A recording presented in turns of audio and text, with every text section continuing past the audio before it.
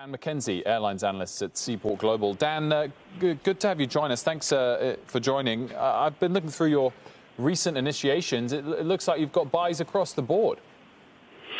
Yeah, hi, good afternoon. Thanks, Wilfred, for having me.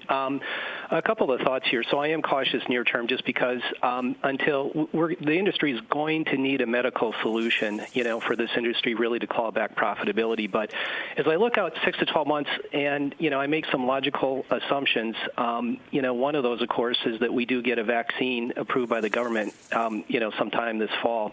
And if I look out at fleet schedules, what I'm seeing is an industry that's resizing smaller to less aggregate demand.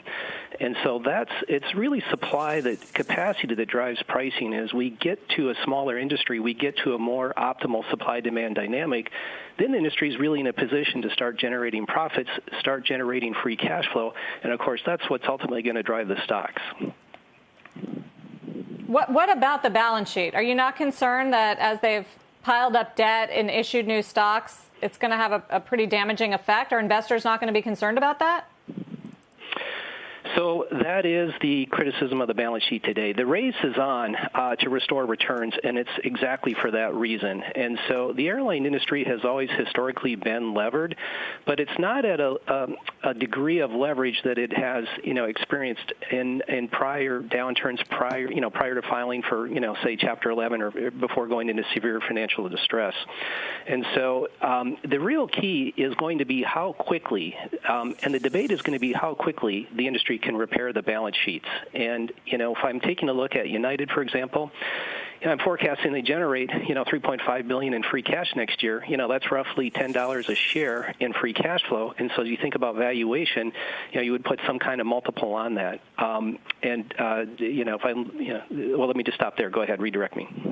Well, you were going down a good path, Daniel. But final question from me is really whether you want to see cost-cutting, not specifically layoffs. No one wants to see layoffs, but whether you want to see more cost-cutting announced than has currently been forecast or not, where you want to see some reinvestment again?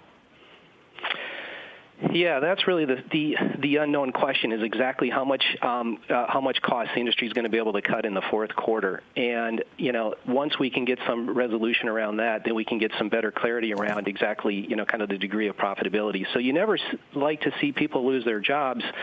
On the other hand, the industry does have to resize to less aggregate demand, and that's going to be an important factor in the fourth quarter. And, what the magnitude of that is, we don't know, but that's one of the things that we hope we can find out here in the upcoming second quarter earnings calls. Daniel McKenzie, thank you for joining us.